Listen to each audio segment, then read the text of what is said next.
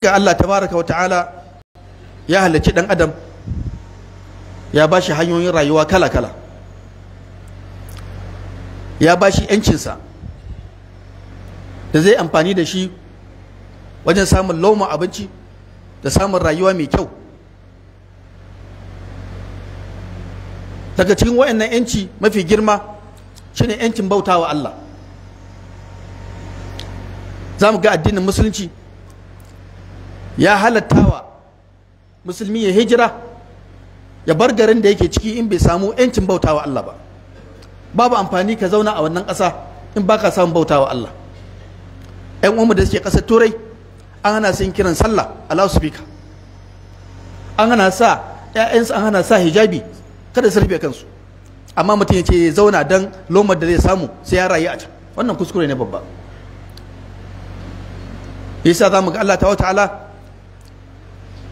yake faɗa ga waɗanda suka zauna a ƙasar da aka hana su ‘yanci hurriya ta addini. Innal ladhina tawaffahum mala'ikatu zalimi anfusihim qalu fima kuntum, aka ce me yasa kuka zauna a halin da kuke ciki? Malaku suka ɗauki rayukansu, ba su sami ‘yancin kansu ba wanda za su rayu su bautawa Allah ƙasar da suke ciki. Sai ce kunna mustada'afina fil ard, amma kasance wulaƙantattu ba mu da ta cewa. Sai aka ce musu alam takun ardullahi wasi'atun fajuhajiru fiha, shin ƙasa Allah ba mai faɗi bace mai yalwa? Ku hijira ka tafi dokar daji, ka tafi sahara ka bautawa Allah. Addinin musulunci ya ba mu yanci na itiqadi wanda zaka rike aqidarka ka bautawa Allah. Qul ya ayyuhan nas qad ja'akum al-haqqu min rabbikum, ya ko jama'ar mutane hakika gaskiya ta zo daga ubangijinku. Faman ihtada, duk wanda ya shirya nan fa tasa ce. Allah bai aiko mala'iku ba da bulala da sandan wuta, dole sai ka imani. Allah bai zo da wani tsari ba. Wa man dalla fa inna ma yadhillu alaiha, duk wanda ya bata ya cuci kansa. Yasa musuluncin nan ya nuna mana wani tsari, la ikraha fid din. Kar ka matsa masa dole sai ya shiga addinin musulunci. Ya ka ci kai sanar kai wa'azi kai nasiha. Ya sake ba mu dama har ila yau, faman sha'a falyu'min wa sha'a falyakfur. Allah ya sayo dan adam hanyar shiga guda biyu, inna hadaynahu sabila imma shakiran wa imma kafura. Alama ba wani addini wanda ya ba dan adam yanci kamar addinin musulunci. Addinin musulunci ya ba mu yanci wanda mutum zai tunani game da abin da yake gani a rayuwarsa, tafakkuri game da halittar samai da kasai. Musulunci ya ba mu yanci game da haka. Musulunci ya ba mu yanci akan fadin ra'ayi. Annabi yana mushawara, ya nemi shawarar sahabbansa, ya ce ashiru alayya, ku bani shawara ya ku jama'ar mutane. Annabi ya kasance ya karbi ra'ayin sahabbai a yakin Badar, ya karbi ra'ayin sahabbai a yakin Uhud. Yakin Uhud baya so fita, sallallahu suke masa dole ya fita, saboda yana daukar ra'ayi da shawara na mutane. Shine ake wahayi al-mu'ayyid bi Jibril wal Qur'an, amma ya dauki ra'ayin sahabbansa sallallahu alaihi wasallam. Musulunci ya ba mu yanci na yin kasuwanci, ka ci halal, babu cinikin da ake dole. Kana san abu za ka aika da kuɗi, kuɗin bai zo, kayan bai zo ba, a ce dole sai ka saya, babu shi. Albayyani bil khiyari ma lam yatafarraqa, za ka yi sayan kaya, za ka yi fasawa, ka gane da cuta a ciki ka fasa. Ɗauki irin wannan yanci da musulunci ba mu, ya ba mu yancin mu zaɓi shugabanninmu. Zaɓin shugabanci a cikin musulunci hawa-hawa ne. Akwai wanda shari'a ta zo da shi, daga ciki a yi nuni zuwa ga mutumin da ya dace. Asalam ya nuni zuwa ga Abubakar Siddiq, ya ce muru Abubakar falusalli bin nas. Malamai suka ce an sallam ya nuni zuwa ga Sayyidina Abubakar ya shugabanci al'ummarsa zuwa ga sallah wajen Allah, min babi aula shi fi dacewa shugabanci al'ummarsa abinda za a rike duniya da shi. Yake cewa Allah ya rike ni na zama khalil, abokinsa, kamar da Allah annabi Ibrahim ya zama khalilur rahman. Ce lau kuntu muttakhidan khalilan, da zan rike wani ya zama khalil abokina, da na rike sayyidina Abubakar ya zama khalil. Annabi ya nuni zuwa ga sayyidina Abubakar ya zama khalifa. Sannan ana iya zaben shugaba har ila yau ta hanyar ta'yin. Sayyidina Abubakar ya zaɓi sayyidina Umar shine ya zama khalifa bayansa. sannan ana iya sa ashabu shura, mutane masu hankali, masu dattako, adalan mutane, masu hangin nesa, sun gaje sun ga yau shara gobe su zaɓi wanda ya dace. Yadda sai na Umar yayi, yasa aka zaɓi sai na Uthman. Sannan muna da abin da muke da shi yanzu shine voting, to vote, ka zaɓi wani, al-intikhab, wanda demokuraɗiyya ta kawo. Duk da cewa wannan zaben yana da abubuwa fa'ida guda biyu ko fiye da haka, yana da illoli guda biyu manya-manya. Fa'ida guda biyu shine al'amarin yana da sauki, a zaɓi liman, a zaɓi na'ibi, a zaɓi gwamna, nan da nan za a rabu, a zaɓa cikin sauki an gama. Abu na biyu, kowa zai musharaka a ciki, kowa zai zaɓa da kansa. Amma illarsa idan ya kasance majority, suka ce the majority carry the vote, in majority ba 'yan Allah ba ne, wato ba mutanen Allah ba ne, ba salihin ba ne, ba mutanen arziki ba ne, suwa za su kwace mulki irinsu. Kuma ba a cika samun mutanen Allah ba su ne majority. Wa in tuti akthar min fil ardi yudilluka an sabilillah, inda laka mafi yawan mutanen duniya sai su batar da kai zuwa ga hanya ba ta Allah ba. Wa ma aktharun nasi walau harasta bi mu'minin, yadda kai da mutane su ga imani su bautawa Allah ba za su yi ba, mafi yawan mutane ba sa imani. Wa qalilun mahum, in kirkin kadan ne. Kam min fi'atin qalilatin ghalabat fi'atan kathiratin bi idhnillah, na Allah kadan ne. To wannan illar demokradiya ta kawo mana, ai amfani da kowa ya zo, wanda ma bai san me ake ba, bai san mulkin ba, bai san rayuwa ba, inda aka bashi dama ya zabe sai ya zaɓi wanda bai dace ba. Kisa kullum sai ga na alkhairin ba sana. Ahibbati fillah, da Allah ya nufa da gobe za a yi zabe, amma Allah na hukuncinsa. Muna roƙon Allah tun farko, Allah ka sanya alkhairi a cikin wannan zaben. Duk wani tashin hankali da za a yi, da zubar da rayuka, da zubar da jina ne, da tashin hankali, Allah kawo da shi.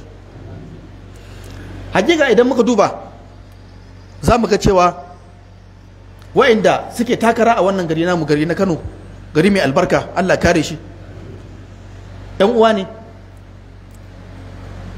wanda muka zauna da su, ko jini ya hada ko addini ya hana. Ka san su, ni ban san su ba, ni na san su, kai baka san su ba, haka abin yake. Hakika zan so na dauki wa'inda zan iya tunawa, baki na ya faɗa, ne magana akan su a takeice, ba kamfen ba, sai dai fatan alkhairi da muke musu. Wala nuzaki ala Allah ahada.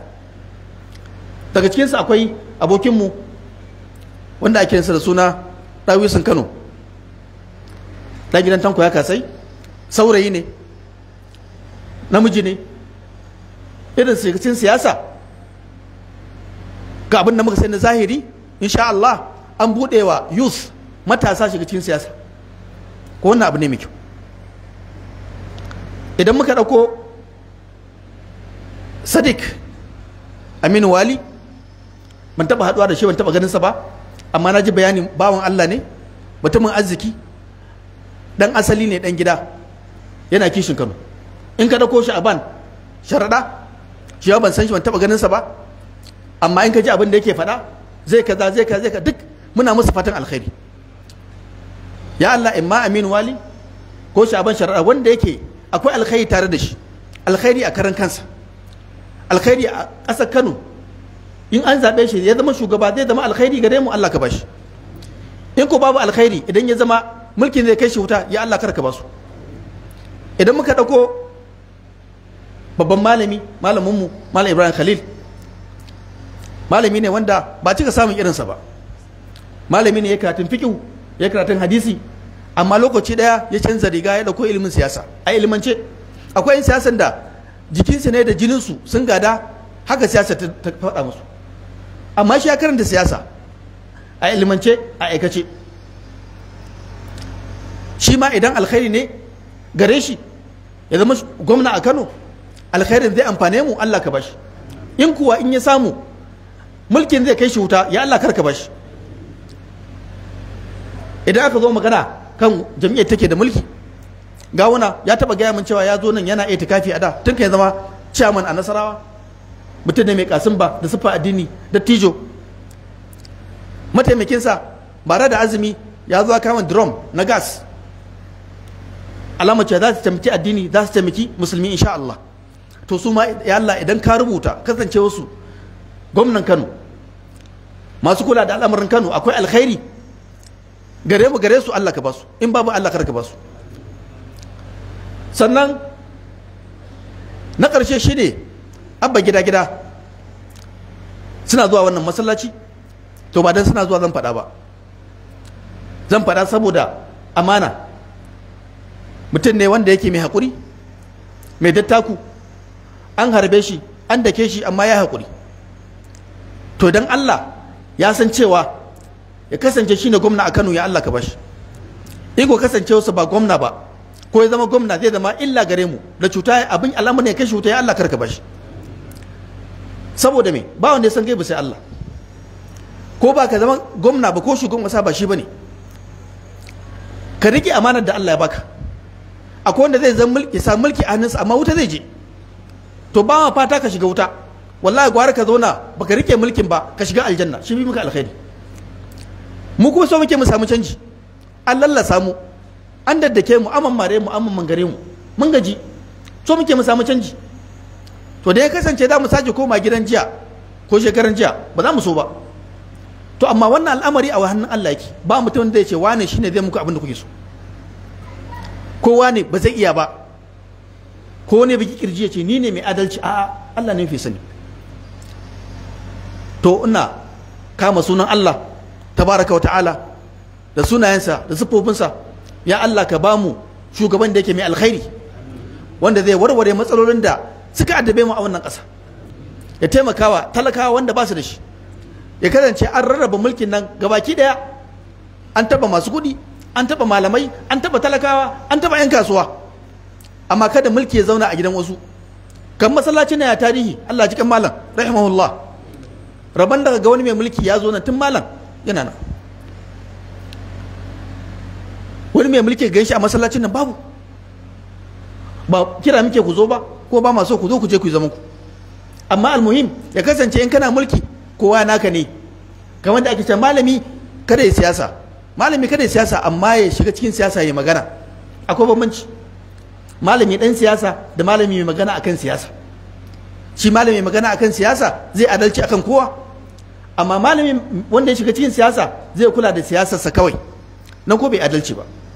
A haibati fillah, a ƙarshe ba so nake lokacin ku, hakika mu dage da addu'a, mu dage da addu'a.